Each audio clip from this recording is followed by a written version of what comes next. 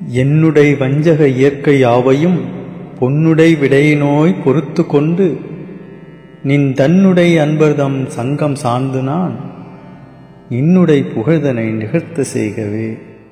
அருட்பெருஞ்சோதி அருட்பெருஞ்சோதி தனிப்பெருங்கருணை அருட்பெருஞ்சோதி. எல்லா உயிர்களும் இன்புற்று வாழ்க கொல்லா விரதம் குவலயமெல்லாம் ஓங்குக நல்லோர் நினைத்த நலம் பெறுக நன்று நினைத்து எல்லோரும் வாழ்க இசைந்து. சென்ற பதிவில் வள்ளலார் தியானம் செய்யக்கூடாது என்று கூறியிருக்கின்றாரா என்ற தலைப்பில் வள்ளற் பெருமான் தியானத்தை பற்றி கூறிய விடயங்களை விளக்கமாக பார்த்தோம். அந்த பதிவினை பார்த்த அன்பர்கள் சிலர் வாட்ஸ்அப்பில் சில சந்தேகங்களை கேட்டிருந்தார்கள். அதனை பற்றி விளக்கமாக இப்பொழுது பார்ப்போம். உபதேச குறிப்பில் பரிபாஷையும் சுத்த சன்மார்க்கமும் என்ற தலைப்பில் பரிபாஷை அங், சிங், வங், பங், அம், விந்து, நாதம், சிவ, வசி, ஓம், அரி, அற, சத்து, சித்து, ஆனந்தம், பரிபூரணம், ஜோதி, சிவயவசி, சிவாய நம, நமசிவாய, ஆ, ஈ, உ, ஐ, நாராயணாய நம, சிவோகம், சோகம் முதலியவாக சமய மதங்களில் குறிக்கப்பட்ட மந்திர, தந்திர, ரகசிய, வாசக, வாட்சிய, வசன, அக்ஷர, தத்துவ, பௌதீக முதலியவையும் பரிபாஷையாம். மேற்குறித்த வண்ணம் ஜபித்தும் தியானித்தும் அர்ச்சித்தும் உபாசித்தும் சமாதி செய்தும் சுவாசத்தை அடக்கியும் விரதமிருந்தும் இவை போன்ற வேறு வகை தொழிற்பட்டும் பிரயாசை எடுப்பது வியர்த்தம் என்று வள்ளற் பெருமான் எழுதியிருக்கின்றார் என்று கூறுகிறார்களே. இதனால் இந்த ஒரு இடத்தில் வள்ளற் பெருமான் தியானம் வேண்டாம் என்று கூறியிருப்பது போல் தோன்றுகின்றதே என்று அன்பர்கள் கேட்டிருந்தார்கள். அவற்றோடு மற்றொரு கேள்வியையும் சேர்த்து கேட்டிருந்தார்கள். முதல் 5 திருமுறை வள்ளற் பெருமான் அருள் பெறு முன்பு எழுதியது, 6ஆம் திருமுறைதான் வள்ளற் பெருமான் அருள் பெற்ற பின்பு எழுதியது என்கின்றார்களே, அது சரியா என்று கேட்டிருந்தார்கள். இவையல்லாமல் இன்னும் 3 கேள்விகளையும் அன்பர்கள் கேட்டிருந்தார்கள். சாதனம் ஒன்றும் வேண்டாம் என்று வள்ளற் பெருமான் கூறியிருப்பதாக கூறுகிறார்களே, அதற்கு என்ன அர்த்தம்? சன்மார்க்க பெருநெறி ஒழுக்கத்தை வள்ளற் பெருமான் பிற்காலத்தில் திருத்தி மாற்றி அமைத்ததுதான் திருவருண் மெய்மொழி விளக்கம் என்கின்றார்களே, அது சரியா? வள்ளற் பெருமான் மந்திர ஜபம் செய்யக்கூடாது என்று கூறுகின்றாரா என்று கேட்டிருந்தார்கள். இந்த எல்லா கேள்விகளுக்கான விளக்கத்தையும் இந்த பதிவில் விளக்கமாக காண்போம். முதலில் பரிபாஷையும் சுத்த சன்மார்க்கமும் என்ற தலைப்பின் கீழ் உள்ளதை பற்றி காண்போம். அதில் தியானம் வேண்டாம் என்று கூறப்பட்டுள்ளதா என்றால் இல்லை. தியானம் வேண்டாம் என்பதற்கும் மேற்குறித்த வண்ணம் தியானம் வேண்டாம் என்பதற்கும் வேறுபாடு உண்டு. அந்த விளக்கத்தை பார்ப்பதற்கு முன்பு இதனை யார் எழுதியது என்று பார்ப்பது நன்று. இது வள்ளற் பெருமான் எழுதியதா என்றால் இல்லை. பிறகு இதனை யார் எழுதியது என்றால் வள்ளற் பெருமான் சொன்னதை அன்பர்கள் எந்த அளவிற்கு புரிந்து கொண்டார்களோ அந்த அளவில் அன்பர்களால் எழுதப்பட்டது. அதாவது வள்ளற் பெருமான் சொன்னதை புரிந்து கொண்ட அளவில், நினைவில் உள்ள அளவில் அன்பர்கள் எழுதியது. இது உபதேச குறிப்புகள் என்ற தலைப்பின் கீழ் உள்ளது. இந்த உபதேச குறிப்புகளை வெளியிடும் பொழுது வள்ளற் பெருமான் திருவாய் மலர்ந்தருளிய சொற்களை சொல் சிதைவுறாது, பொருள் வேறுபடாது எழுதி வைத்தல் என்பது யாராலும் இயலாது. ஆதலால் இதனை அப்படியே எடுத்துக்கொள்ளாமல் வள்ளற் பெருமான் கைப்பட எழுதிய விடயங்களோடு ஒப்பிட்டு எது பொருந்துகின்றதோ அவற்றை மட்டும் எடுத்துக்கொள்ள வேண்டும் என்ற குறிப்போடே உபதேச குறிப்புகள் வெளியிடப்பட்டது. அந்த உபதேச குறிப்பில் ஒன்று இந்த பகுதி. சன்மார்க்கத்தை புரிந்து கொள்ள முடியாமல் சிலர் குழம்புவதற்கு காரணம் இந்த உபதேச குறிப்புகளை வள்ளற் பெருமான் கைப்பட எழுதியவற்றோடு சேர்த்து தொகுத்து வெளியிட்டதுதான். சன்மார்க்க நூல்களை பதிப்பிக்கும் அன்பர்கள் அனைவருக்கும் இங்கு ஒரு தாழ்மையான வேண்டுகோள் வைக்கின்றேன். வள்ளற் பெருமான் கைப்பட எழுதிய விடயங்களை பதிப்பிக்கும் பொழுது வள்ளற் பெருமான் அருளியது என்றும், வள்ளற் பெருமான் சொன்னதாக அன்பர்கள் புரிந்த அளவில், நினைவில் உள்ள அளவில் எழுதி வைத்த உபதேச குறிப்புகளை பதிப்பிக்கும் பொழுது வள்ளற் பெருமான் சொன்னதாக அன்பர்கள் புரிந்த அளவில், நினைவில் உள்ள அளவில் எழுதி வைத்த உபதேச குறிப்புகள் என்றும் வெளியிட வேண்டும். அதுவும் அதனை தனி புத்தகமாக வெளியிட வேண்டும். அப்படி வெளியிடும் பொழுது அட்டையிலேயே வள்ளற் பெருமான் திருவாய் மலர்ந்தருளிய சொற்களை சொல் சிதைவுறாது, பொருள் வேறுபடாது எழுதி வைத்தல் என்பது யாராலும் இயலாது. ஆதலால் இதனை அப்படியே எடுத்துக்கொள்ளாமல் வள்ளற் பெருமான் கைப்பட எழுதிய விடயங்களோடு ஒப்பிட்டு எது பொருந்துகின்றதோ அவற்றை மட்டும் எடுத்துக்கொள்ள வேண்டும் என்ற குறிப்போடே உபதேச குறிப்புகள் வெளியிடப்பட வேண்டும். மேலும் புத்தகத்தின் முதல் பக்கத்தில் உபதேச குறிப்புகளை படிக்கும் பொழுது நினைவில் வைத்துக் கொள்ள வேண்டியது என்ற தலைப்பில் 8 குறிப்புகளை கொடுக்க வேண்டும். 1. உபதேச குறிப்பில் உள்ள எல்லாவற்றையும் எல்லோருக்கும் பொதுவாக சொல்லப்பட்டதாக எடுத்துக்கொள்ளக்கூடாது. காரணம், ஒருவர் ஒரு நோய் என்று வள்ளற்பெருமானிடம் செல்லும் பொழுது அவர் உடல் பக்குவம் அறிந்து சில உணவுப் பொருட்களை உட்கொள்ள சொல்லி கூறியிருப்பார், சில உணவுப் பொருட்களை தவிர்க்க சொல்லியிருப்பார். அவரும் வள்ளற்பெருமான் இந்த உணவை தினந்தோறும் உட்கொள்ள சொன்னார், இவற்றையெல்லாம் உட்கொள்ள வேண்டாம் என்று சொல்லிவிட்டார் என்று எழுதியிருப்பார். அதனை உபதேச குறிப்பில் எடுத்து தொகுத்திருப்பார்கள். அதனை படிக்கும் அனைவரும் நமக்குத்தான் சொல்லி இருக்கின்றார் என்று அதனை பின்பற்றினால் அது தவறு. அவ்வாறு பல பகுதிகள் உபதேச குறிப்பில் உள்ளது. 2. உபதேச குறிப்பில் உள்ள எல்லாவற்றையும் வள்ளற்பெருமான் சொன்னது என்றும் எல்லாம் சரி என்றும் எடுத்துக்கொள்ளக்கூடாது. வள்ளற்பெருமான் கைப்பட எழுதிய விடயங்களோடு ஒப்பிட்டு பார்த்து சரி தவறு உணர வேண்டும். 3. உபதேச குறிப்பில் உள்ளவை வள்ளற்பெருமான் கைப்பட எழுதிய விடயங்களோடு முரணாக உள்ளது என்றால் அந்த கருத்து தவறான புரிதலால் உண்டானது என்று அறிய வேண்டும். உபதேச குறிப்பில் உள்ளவை வள்ளற்பெருமான் கைப்பட எழுதிய விடயங்களோடு பொருந்துகின்றது என்றால் அந்த கருத்து சரியானது என்று அறிய வேண்டும். 4. வள்ளற்பெருமான் சாத்தியருக்கு சொல்லிய விடயங்கள், சாதகர்களுக்கு சொல்லிய விடயங்கள், உலகியல் போகிகளுக்கு கூறிய விடயங்கள் அனைத்தும் உபதேச குறிப்பில் கலந்து இருக்கின்றது. எனவே யார் யாருக்கு எது எது சொல்லப்பட்டதோ அதை அதை அறிந்து பின்பற்ற வேண்டும். மாற்றி புரிந்து கொண்டு பின்பற்றினால் பயன் எதுவும் உண்டாகாது, மாறாக தீமையே விளையும். 5. இந்த உபதேச குறிப்புகள் புரிந்து கொண்ட அளவில், நினைவில் உள்ள அளவில் அன்பர்களால் எழுதப்பட்டது. எனவே எல்லாவற்றிலும் இடையிடையே நிறைய விடுபட்டு இருக்கின்றன. வார்த்தைகள் மாற்றி பயன்படுத்தப்பட்டிருக்கின்றன. இதனால் பொருள் வேறுபட வாய்ப்புள்ளது. இதனை வள்ளற்பெருமான் கைப்பட எழுதிய விடயங்களோடு ஒப்பிட்டு அறிக. 6. உபதேச குறிப்பில் உள்ள சில பகுதிகளில் வள்ளற்பெருமான் சொன்ன ஒரே விடயத்தை கேட்ட 2 அல்லது 3 அன்பர்கள் அந்த ஒரே விடயத்தை வெவ்வேறு புரிதலில் வெவ்வேறு மாதிரி எழுதியுள்ளார்கள். அவை அனைத்துமே உபதேச குறிப்பில் தனித்தனி தலைப்பில் தொகுக்கப்பட்டுள்ளது என்பதையும் அறிக. 7. இந்த உபதேச குறிப்பில் உள்ள இந்த பகுதிகளில் பெரும்பாலானவை எப்பொழுது சொல்லப்பட்டது, எப்பொழுது குறித்து வைக்கப்பட்டது என்று யாருக்கும் தெரியாது. அதனால் இது முன்பு சொல்லப்பட்டது, இது பின்பு சொல்லப்பட்டது என்று எதையும் கூற முடியாது. 8. உபதேச குறிப்புகளில் பெரும்பாலான தலைப்புகள் உபதேச குறிப்புகளை தொகுத்தவர்களால் வைக்கப்பட்டது என்பதையும் அறிய வேண்டும். என்னும் இந்த 8 குறிப்புகள் உபதேச குறிப்பின் முதல் பக்கத்தில் கொடுக்கப்பட வேண்டும். இவ்வாறு வெளியிடும் பொழுது எல்லோருக்கும் தெளிவாக புரிந்துவிடும். வள்ளற்பெருமான் எழுதியதற்கு முதன்மைத்துவம் கொடுக்க வேண்டுமா, வள்ளற்பெருமான் சொன்னதாக அன்பர்கள் எழுதி வைத்ததற்கு முதன்மைத்துவம் கொடுக்க வேண்டுமா என்பதனை அனைவரும் தெளிவாக உணர்வார்கள். வள்ளற்பெருமான் கைப்பட எழுதிய விடயங்களை அறிந்து அவற்றை வைத்துக்கொண்டு உபதேச குறிப்பில் உள்ள சரி தவறுகளை சுட்டிக்காட்டுபவர்கள் சன்மார்க்க தெளிவுடையவர்களாக இருப்பார்கள். அன்பர்கள் குறித்து வைத்த உபதேச குறிப்புகளில் நிறைய இடங்களில் பிழைகள் உள்ளது என்பது பலரும் அறிந்ததே. நமது சேனலில் அது பற்றியெல்லாம் வரும் பதிவுகளில் பார்க்க இருக்கின்றோம். அவற்றை ஒரு தனி புத்தகமாகவும் திருவருள் துணையால் உரிய காலத்தில் வெளியிட இருக்கின்றோம். மேலும் அன்பர்கள் புரிந்த அளவிற்கு, நினைவில் உள்ள அளவிற்கு குறித்து வைத்த உபதேச குறிப்புகளை வைத்துக்கொண்டு வள்ளற்பெருமானே எழுதி தொகுத்து அனுப்பிய பாடல்கள், அவர் கைப்பட எழுதிய விடயங்களை எல்லாம் அவர் அருளை பெறும் முன்பு எழுதியது என்று கூறுவது தவறு. இன்னும் சிலர் வள்ளற்பெருமான் முதல் 5 திருமுறையை படிக்க வேண்டாம் என்று சொல்லிவிட்டார், 6ஆம் திருமுறையைத்தான் படிக்க வேண்டும் என்று சொல்லிவிட்டார் என்கின்றார்கள். ஓர் உண்மை என்னவென்றால் முதல் 4 திருமுறைதான் வள்ளற்பெருமானே வெளியிட்டது. 6ஆம் திருமுறையை வள்ளற்பெருமான் வெளியிடவே இல்லை. வள்ளற்பெருமான் 6ஆம் திருமுறையை கடைசி வரை பொதுப்பட எல்லோருக்கும் வெளியிடவில்லை. ஒழுக்கமும் பக்குவமும் உடைய அன்பர்கள் சிலர் மட்டுமே குறிப்பெடுத்து பயின்று வந்தனர். வள்ளற்பெருமானின் பாடல்களை வெளியிட இறுக்கம் ரத்தினமையா விரதமிருந்து வள்ளற்பெருமானை மிகவும் வேண்டி கேட்டுக்கொண்டதால் இறைவன் என்னுள் இருந்து பாடுவித்தவைகளை மாத்திரம் அச்சிட்டு கொள்ளலாம் என சம்மதம் தெரிவித்து அதற்குரிய பாடல்களை தந்தருளினார் வள்ளற்பெருமான். இறைவன் என்னுள் இருந்து பாடுவித்தவை என்று வள்ளற்பெருமானே கூறும்பொழுது அது அருளை பெறும் முன்பு எழுதியது என்று கூறுவது தவறு. வெம்மாலை சிறுவரோடும் விளையாடி திரியும் மிக சிறிய பருவத்தே வியந்து நினை நமது வெம்மான் என்று அடிக்குறித்து பாடும் வகை புரிந்த பெருமானே என்று பாடுகின்றார் வள்ளற்பெருமான்.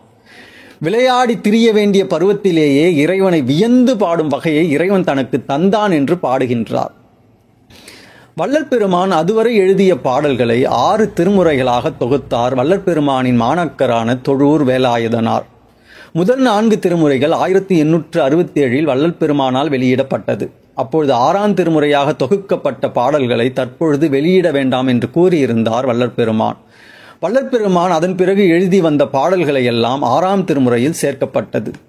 5ஆம் திருமுறையை வள்ளற்பெருமான் சித்தி பெற்ற பிறகு 1880 தொழூர் வேலாயுதனார் வெளியிட்டார். அவரிடம் 6ஆம் திருமுறையை வெளியிட சொல்லி அன்பர்கள் கேட்டபொழுது தனது குருவாகிய வள்ளற்பெருமானின் உத்தரவு கிடைக்காதவரை என்னால் வெளியிட இயலாது என்று மறுத்துவிட்டார். கடைசி வரை வள்ளற் பெருமானிடமிருந்து உத்தரவு வரவில்லை. அதனால் தொழுவூர் வேலாயுதனார் அதனை வெளியிடவே இல்லை. எனவே வள்ளற் பெருமான் சித்தி பெற்று 11 வருடம் கழித்து காலத்தின் கட்டாயம் கருதி வேலூர் பத்மநாபன் ஐயா 1885 6ஆம் திருமுறையை வெளியிட்டார். முதல் 4 திருமுறை வெளிவந்து 18 வருடத்திற்கு பிறகே 6ஆம் திருமுறை வெளிவந்தது.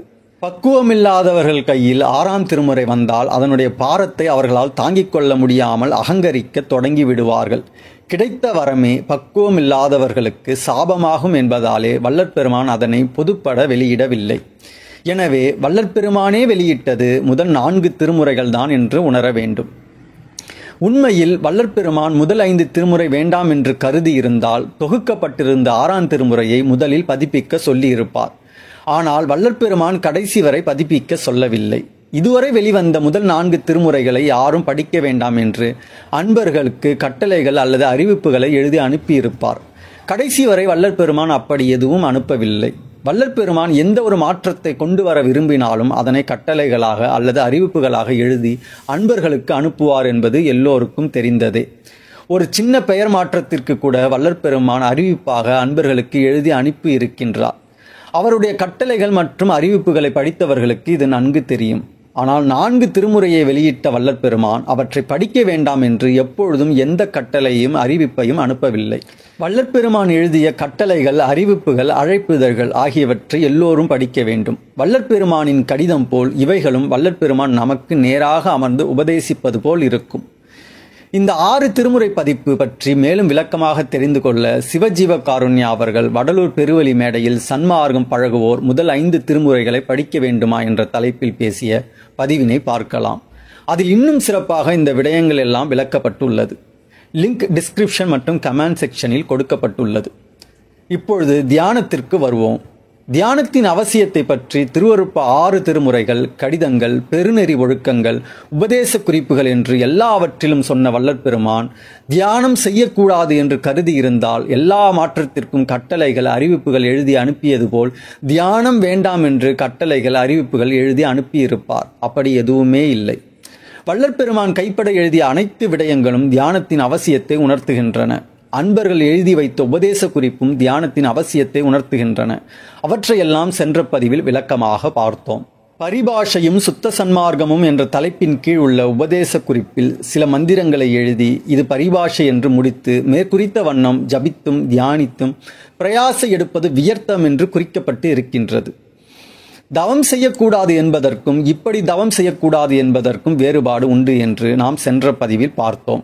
அதேபோல் தியானிப்பது வியர்த்தம் என்று கூறுவதற்கும் மேற்குறித்த வண்ணம் தியானிப்பது வியர்த்தம் என்று கூறுவதற்கும் வித்தியாசம் உண்டு.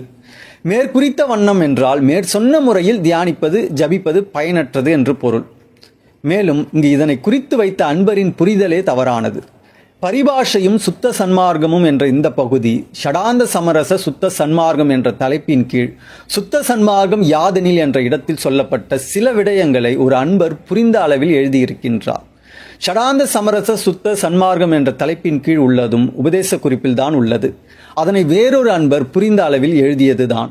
அவர் சற்று விளக்கமாக எழுதியிருக்கின்றார். அந்த பகுதியை காண்போம். சத் என்னும் சொல் பரிபாஷை என்பதற்கு குழுவுக்குறியாக இதன் கீழ் வரும் சில மந்திர வாசக பத வர்ணாதிகளை உணர்க. காரணமாத்திரமாய் விளங்கா நின்ற விந்து நாதம் முதலியனவும் காரிய காரணமாத்திரமாய் விளங்கா நின்ற அம் அங் சிங் வங் மங் சிவாயவசி ஓம் முதலியனவும் காரியமாத்திரமாய் விளங்கா நின்ற ஹரி சச்சிதானந்தம் பரிபூரணம் ஜோதியுட்ஜோதி சிவயவசி சிவாய நம நம சிவாய நாராயணாய நம சரவணபவாய நம முதலியனவும் இவ்வண்ணம் குறித்த பரிபாஷைகளின் உண்மை ஆன்ம அனுபவத்திலும் வகரதகர வித்தையிலும் விளங்கும். மேலும் மேற்குறித்த வண்ணம் தத்துவங்களை உபாசித்தும் அர்ச்சித்தும் தத்துவாதீதத்தை தியானித்தும் இடையில் ஜபித்தும் கரணலயமாக சமாதி செய்தும் தத்துவ சேட்டைகளை அடக்கா நின்ற விரதம் இருந்தும் சாதாரண யோக பாகத்தில் மூச்சடக்கியும் சாதகர்கள் மேற்குறித்த வண்ணம் செய்வார்கள். சாத்தியர்களுக்கே கேட்டல், சிந்தித்தல், தெளிதல், நிஷ்டை கூடுதல் என்னும் 4ம் கடந்து அவர்கள் ஆருடராக நிற்பதால் சாதனம் ஒன்றும் வேண்டியதில்லை. மேற்படி சாத்தியர்களே சுத்த தேகிகள். அவர்கள் அனுபவத்தை விரிக்கில் பெருகும் என்று அந்த குறிப்பில் இருக்கும். இது வேறொரு அன்பர் குறித்து வைத்தது. இதனை மற்றொரு அன்பர் தன் புரிதலில் தன் நினைவில் உள்ள அளவில் எழுதியதுதான் பரிபாஷையும் சுத்த சன்மார்க்கமும் என்ற தலைப்பின் கீழ் உள்ளது. இதில் சொல்லப்பட்ட அனைத்து மந்திரங்களையும் சொல்லி முதலியனவும் பரிபாஷை என்று கூறி மேற்குறித்த வண்ணம் உபாசித்தும் தியானித்தும் ஜபித்தும் சமாதி செய்தும் விரதமிருந்தும் மூச்சடக்கியும் என்பதையும் எழுதி முடிக்கும் பொழுது வியர்த்தம் என்று முடித்து விட்டார். இந்த இடத்தில் புரிதலில் தவறு உண்டாகிவிட்டது. நாம் சாத்தியராக இருந்தால் தியானம் ஜபம் போன்றவை தேவையில்லை. ஆனால் நாம் சாதகர்களாக இருந்தால் சாத்தியராக அவற்றையெல்லாம் செய்ய வேண்டும் என்று பொருள்.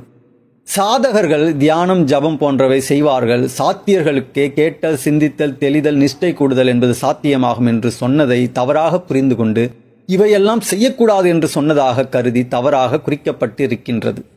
இந்த இரண்டும் இருவேறு அன்பர்களின் புரிதலில் எழுதப்பட்ட ஒரே விடயங்கள்.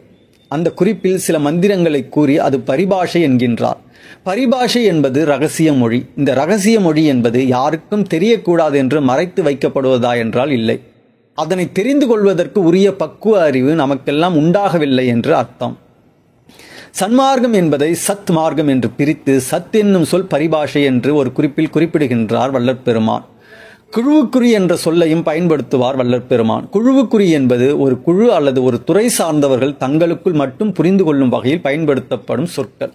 சரி, இந்த பரிபாஷை யாருக்கு விளங்கும் என்று விளக்குகின்றார் வள்ளற்பெருமான் என்றால், ஏமசித்தி தேக சித்தி ஆகிய இவற்றை மேற்குறித்த சூக்ம பஞ்சாட்சரத்தில் சொல்லுவதற்கு பிரமாணம். சிவாய நம என்று சிந்தித்திருப்பார்க்கு அபாயம் ஒரு நாளும் இல்லை. ஆதலால் மேற்குறித்த அக்கரத்தை மகான்கள் குழுவுக்குறியாக வரிவடிவாய் சுட்டினார்கள். அக அனுபவிகள் தத்துவங்களை அறிந்து அனுசந்தானம் செய்வார்கள். சாதகர்களுக்கு நாவினால் உண்ணி கரணம் ஓய்ந்தால் தத்துவ அனுசந்தானம் செய்யக்கூடும். உலகிகள் நாவினால் உண்ண தங்கள் மனோரதம் சித்திக்கும். வகரவித்தை உடையவர்கள் மேற்படி அக்கரத்தின் உண்மையை பௌதீகம் லோகம் ஔஷதி லவணம் முதலியவற்றில் சேர்த்து வகரத்தை முடிப்பார்கள். தகரவித்தை உடையவர்கள் அதுபோலவே அமைத்து கொண்டு தேகத்தை நீடிக்க செய்வார்கள். ஆதலால் மேற்குறித்த அக்கரங்கள் பரிபாஷை. இதனது உண்மை யாவும் சுத்த சன்மார்க்க சகஜ சாத்திய ஞானானுபவிக்கு விளங்கும் என்கின்றார் வள்ளற்பெருமான். இங்கு வள்ளற்பெருமான் என்ன சொல்கின்றார் என்றால், சிவாய நம எனும் மந்திரத்தை மகான்கள் குழுவுக்குறியாக சுட்டினார்கள். அக அனுபவிகள் அதனுடைய தத்துவத்தை அறிந்து அனுசந்தானம் செய்வார்கள். அதாவது தொடர்ந்து சிந்தனையில் நிறுத்துவார்கள். அப்படி சிந்தனையில் நிறுத்துவதும் தியானம்தான்.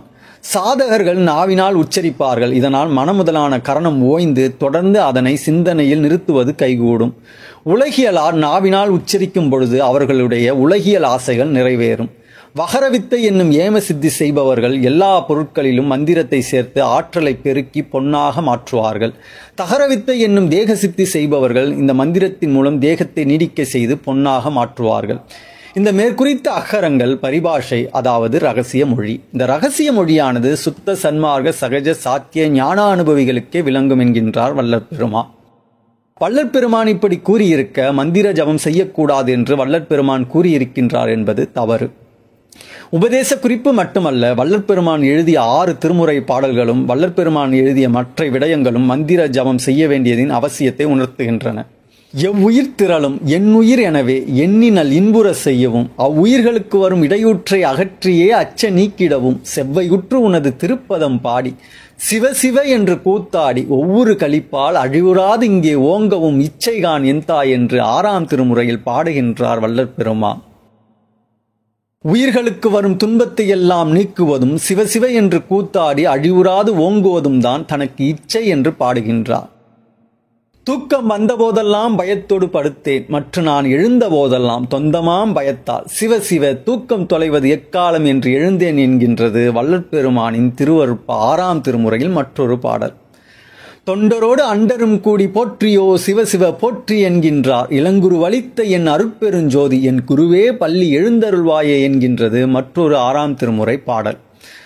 தொண்டரும் அண்டரும் சிவசிவ போற்றி என்கின்றார் என்று பாடுகின்றார் வள்ளற்பெருமான். சிவசிவ சிவசிவ ஜோதி சிவ சிவ சிவ சிவ சிவ சிவ சிவ ஜோதி சங்கர சிவசிவ சங்கர சிவசிவ சங்கர சிவசிவ சங்கர சிவசிவ என்று இவ்வாறு பல பாடல்கள் 6ஆம் திருமுறையில் மந்திர ஜபத்தின் அவசியத்தை உணர்த்துகின்றது.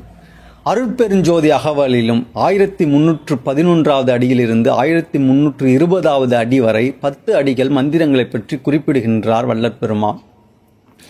பரிபாஷையும் சுத்த சன்மார்க்கமும் என்ற குறிப்பில் நாத மந்திரத்தையும் சேர்த்து வியர்த்தம் என்று கூறியிருப்பார்கள். ஆனால் வள்ளற்பெருமான் அருட்பெருஞ்சோதி அகவலில் வான்பெறற்கரிய வகையெல்லாம் விரைந்து நான் பெற அளித்த நாத மந்திரமே என்று சிறப்பித்து கூறுவார்.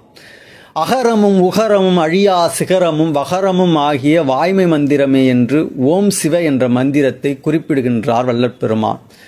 அதையே மாற்றி சிகரமும் வகரமும் சேர்தனி உகரமும் அகரமும் ஆகிய அருட்பெருஞ்சோதி என்று சிவவோம் என்று குறிப்பிடுகின்றார் வள்ளற்பெருமான். இவை இரண்டும் அருட்பெருஞ்சோதி அகவலில்தான் உள்ளது.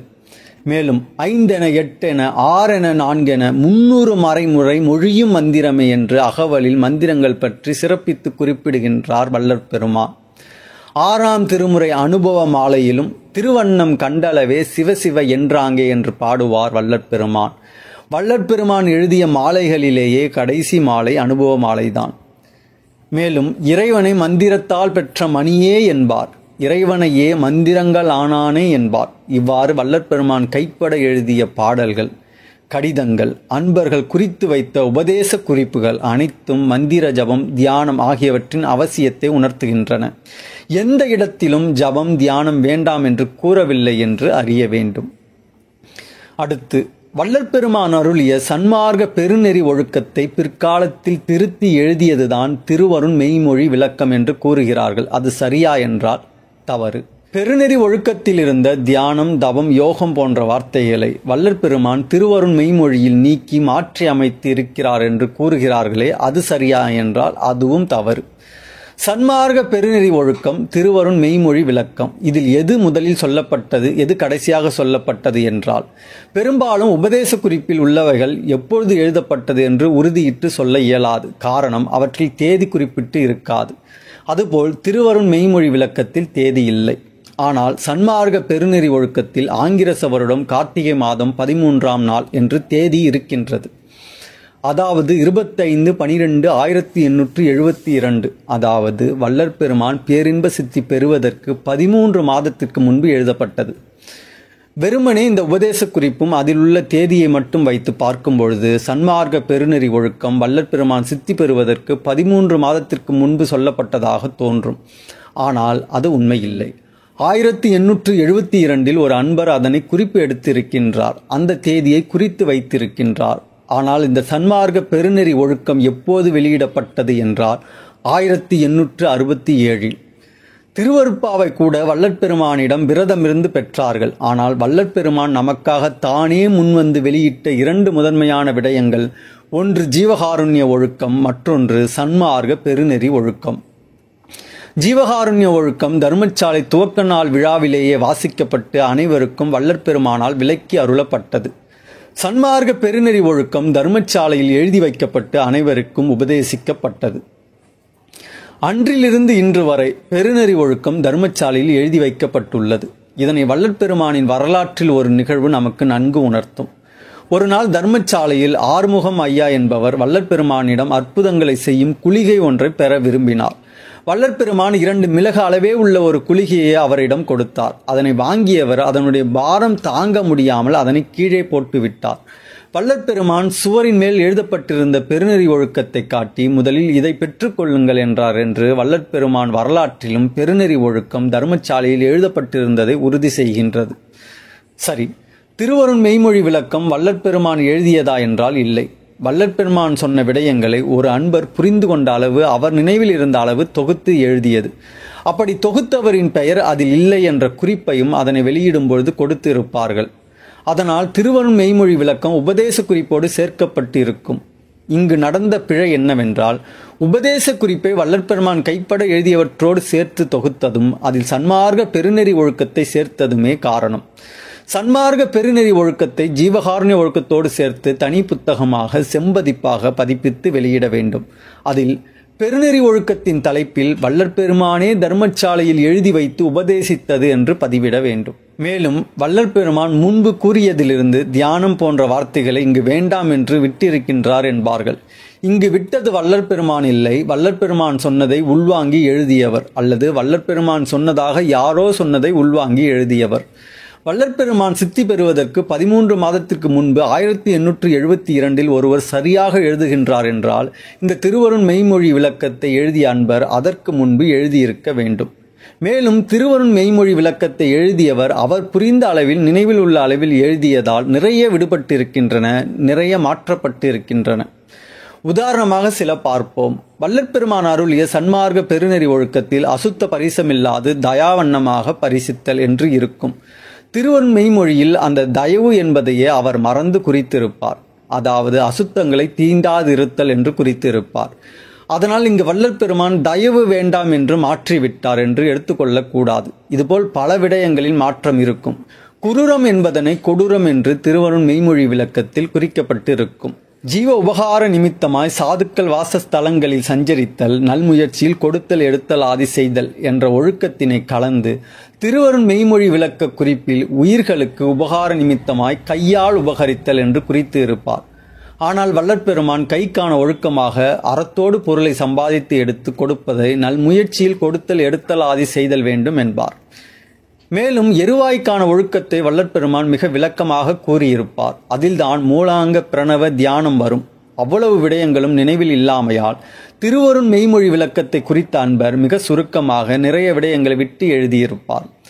அதன் பிறகு கருவாய்க்கான ஒழுக்கமான சுக்கிலத்தை அக்கிரம அதிக்கிரமத்தை விடாது நிற்றல் மந்தத்தரம், தீவிரத்தரம் எவ்வகையிலும் சுக்கிலம் வெளிப்படாமல் செய்வித்தல் என்ற ஒழுக்கத்தை அதில் மறந்து குறிக்காமல் விட்டிருப்பார். அதுபோல் உச்சி, மார்பு முதலிய அங்கங்களை மறைத்தல் போன்ற சில ஒழுக்கங்களையும் திருவருண் மெய்மொழி விளக்கத்தை குறித்த அன்பர் குறிக்க தவறியிருப்பார். வேறொரு அன்பரும் இந்த பெருநெறி ஒழுக்கத்தை அவருக்கு புரிந்த அளவில் நினைவில் உள்ள அளவில் எழுதியிருப்பார். அதனையும் உபதேச குறிப்பில் தொகுத்திருப்பார்கள். மேலும் திருவருண் மெய்மொழியிலும் சுத்த சன்மார்க்க தனிப்பெரு நெறியை பற்றுவதற்குரிய உண்மை ஒழுக்கங்களில் நாம் எல்லவரும் தனித்தனி ஒழுக வேண்டியது அவசியம் என்றும், அதில் கரண ஒழுக்கத்தில் சிற்றவையின் கண் மனத்தை செலுத்துவது தவிர மற்ற எந்த வகை ஆபாசத்திலும் செலுத்தாமல் இழுத்து மேற்குறித்த இடத்தில் நிறுத்துதல் வேண்டும் என்றும் குறித்திருப்பார். இவ்வாறு மனத்தை நிறுத்துவதற்கு பெயர்தான் தியானம்.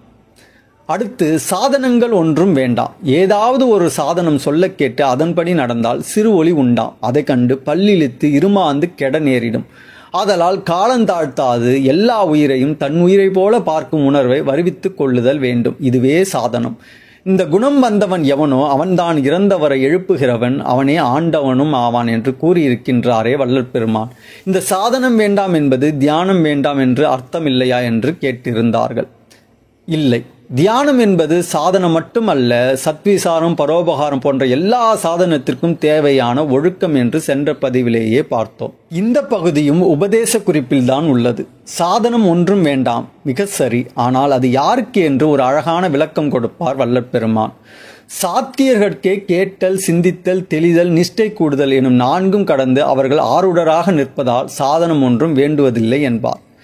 இதனை கேட்டவுடன் பலருக்கும் நாம் சாத்தியர்கள் என்று நினைக்க தோன்றும். ஆனால் அடுத்த வரியே சாத்தியர்கள் யார் என்று கூறுவார் வள்ளற்பெருமான். மேற்படி சாத்தியர்களே சுத்த தேகிகள், அவர்கள் அனுபவத்தை விரிக்கில் பெருகும் என்பார். சுத்த தேகிகள் யார் என்றால் அவர்களுக்கு பசி, தாகம், தூக்கம், மலம், ஜலம், வியர்வை, நரை, திரை, நோய் எதுவும் இருக்காது. அதனால் அவர்களுக்கு எந்த சாதனமும் வேண்டியதில்லை.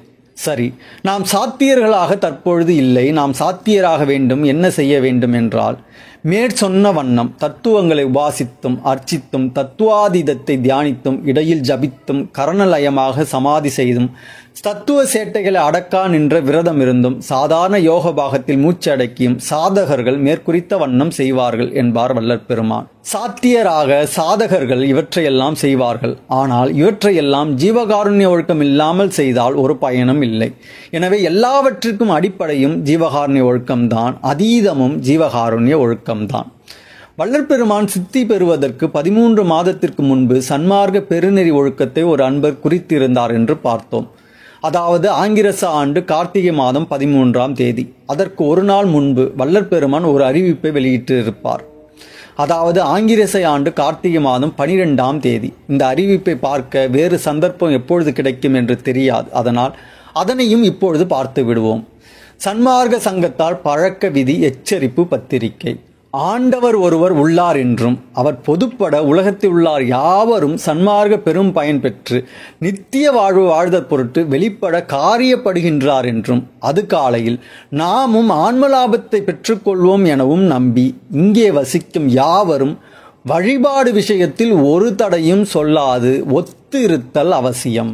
அன்றியும் காலபேதத்தால் அல்லது மற்ற வகையால் அவ்வளவு தருணங்களில் நேரிடும் குரோதத்தால் விளையும் துவேஷாதிகள் உண்டாயினாலும் அல்லது உண்டாகிறதாயிருந்தாலும் உடனே ஜாக்கிரதைப்பட்டு அதை முற்றிலும் மறந்து விடல் வேண்டும். அப்படி இருத்தல் மேல் விளைவை உண்டு பண்ணாதிருக்கும். அப்படி இனிமேல் ஒருவரை ஒருவர் அக்கிரமித்த வார்த்தைகளால் சண்டை விளையத்தக்கதாக வைதாலும் அப்படி வைத்தவர்களையும் அந்த வைதலை கேட்டு சகிப்பவர்களோடு மறுபடி அத்துவேஷத்தை ஒருங்கே விட்டு மறந்து மனக்களிப்புடன் மறுவுதல் வேண்டுவது. அப்படி மறுவாதவர்களையும் உடனே ஒதுக்கிவிட வேண்டுவது. அல்லது குரோதத்தால் விளையும் அதிக்கிரம வார்த்தைகளை கேட்டு தாங்கள் எதிர்த்து வார்த்தையாடாமல் கூட்டத்தாரில் அப்பொழுது இருக்க வாய்த்த இரண்டொருவருக்கு தெரிவித்தல் வேண்டும். அப்படி தெரிவிக்காதவர்களும் எதிர்த்து சண்டை தொடுப்பவர்களும் இங்கிருத்தல் அனாவசியம். அப்படிப்பட்டவர்களை ஒரு பேச்சும் இல்லாமல் இந்த இடம் விட்டு போய்விடத்தக்க முயற்சி ஒவ்வொருவரும் செய்தல் வேண்டுவது. சிதம்பரம் ராமலிங்கம். நமக்கு யாரேனும் தீங்கே செய்திருந்தாலும் இந்த உலகில் ஏதோ ஒரு ஜீவன் மேல் தொடர்ந்து நமக்கு வெறுப்போ கோபமோ இருந்தால் நாம் எல்லாம் சன்மார்க்கத்தில் இருக்கின்றோம் என்று சொல்லிக் கொள்வதற்கு அர்த்தமில்லை. வள்ளற்பெருமான் இதில் சொல்வது போல் இங்கிருத்தல் அனாவசியம். மேலும் சன்மார்க்கத்திற்கு ஒத்து வாயடங்கி மனமடங்கி இருக்க வேண்டும். என்மேற் பழியில்லை, சொல்லிவிட்டேன், பின்பு வந்ததை பட வேண்டும் என்பார் வள்ளற்பெருமான். அதனால் நம்மை எதிரியாக நினைப்பவரின் மீதும் நாம் அன்பு செலுத்த பழகி கொள்ள வேண்டும். ஏனென்றால் எல்லோரும் நம் ஆன்மநேய சகோதரர்கள், எல்லோரும் நம் பிள்ளைகள். எல்லோருடைய தவறுகளையும் மன்னித்து மறப்போம். செய்போல் உலக உயிர்களையெல்லாம் எண்ணி பெற்ற தாய்போல் உரைப்பர் சன்மார்க்க சங்கத்தார். பிறர் தம்மை கண்டால் எட்டி காய்போல் கசந்து நாய்போல் குறைப்பர் துன்மார்க்க சங்கத்தார் என்பார் வள்ளற்பெருமான். எனவே எல்லோரிடமும் தாய்போல் அன்பு பாராட்ட முயற்சிப்போம். நமக்கு ஒரு காலத்திலும் குறைவு நேரிடாது, இது சத்தியம். வள்ளற்பெருமான் தியானம் ஜபம் செய்யக்கூடாது என்று கூறியிருக்கின்றாரா என்று வள்ளற்பெருமான் எழுதிய திருவருட்ப 6 திருமுறைகள், விண்ணப்பங்கள், அவர் அன்பர்களுக்கு எழுதிய கடிதங்கள், ஜீவகாருண்ய ஒழுக்கம், சன்மார்க்க பெருநெறி ஒழுக்கம், உபதேச குறிப்புகள், பேருபதேசம் போன்ற எந்த பகுதியை புரட்டி பார்த்தாலும் இருக்காது. ஏனென்றால் வள்ளற்பெருமான் எந்த ஒரு இடத்திலும் தியானம் செய்யக்கூடாது என்று கூறியதில்லை. ஆனால் தியானம் செய்ய வேண்டியதின் அவசியத்தை பல இடத்திலும் வலியுறுத்தி கூறியுள்ளார். புரட்டி பாருங்கள். மேலும் ஏதேனும் கேள்விகள் சந்தேகங்கள் இருந்தாலும் தெரியப்படுத்துங்கள். விரைவில் சன்மார்க்க தியானம் ஒரு தனி புத்தகமாக வெளிவர இருக்கிறது. நம் உடம்பு நம் சொல் கேட்க செய்யப்படுவது யோகா. இதனை நாம் பயிற்சி செய்யவில்லை என்றால் ஒரு குறிப்பிட்ட வயதுக்கு மேல் இந்த உடம்பு நம் சொல் பேச்சு கேட்காது. நம் மனம் நம் சொல் கேட்க செய்யப்படுவது தியானம். இதனை நாம் பயிற்சி செய்யவில்லை என்றால் எப்பொழுதும் நம் மனம் நம் சொல் பேச்சு கேட்காது. சுத்த சன்மார்க்கத்தில் தியானம் ஒரு ஒழுக்கம். அதனை செய்யாமல் இருப்பது தவறான பழக்கம். ஆதலால் தியானம் செய்வோம் ஜீவகாருண்யத்தோடு. கமெண்ட் செக்ஷனில் வள்ளற்பெருமான் கைப்பட எழுதிய விடயங்களை எடுத்துக்கொள்வது சரியா அல்லது வள்ளற்பெருமான் சொன்னதாக அன்பர்கள் தங்களுக்கு புரிந்த அளவில் நினைவில் இருந்த அளவில் எழுதியதை எடுத்துக்கொள்வது சரியா என்று தெரியப்படுத்துங்கள். தியானம் போன்று யோகம் தவம் ஆகியவற்றுக்கான பதிவினை கேட்டிருந்தார்கள். விரைவில் நமது சேனலில் எதிர்பார்க்கலாம். நமது சேனலில் ஒவ்வொரு பதிவும் மற்ற பதிவுகளோடு தொடர்புடையவை ஆதலால் நேரம் கிடைக்கும் பொழுதெல்லாம் நமது சேனலில் உள்ள மற்ற பதிவுகளையும் பார்த்து பயன்பெறுங்கள். இனிவரும் பதிவுகளை புரிந்து கொள்வது எளிதாகும். அருட்பெருஞ்சோதி. பொய்யாத மொழியும் மயல் செய்யாத செயலும் வீண் போகாத நாளும் விடயம் புரியாத மனமும் உட்பிரியாத சாந்தமும் புந்தி தளராத நிலையும் எய்யாத வாழ்வும் வேறெண்ணாத நிறைவும் நினை என்றும் மறவாத நெறியும் இரவாத தகவும் மேற்பிறவாத கதியும் இவ் ஏழையேற்கு அருள் செய்.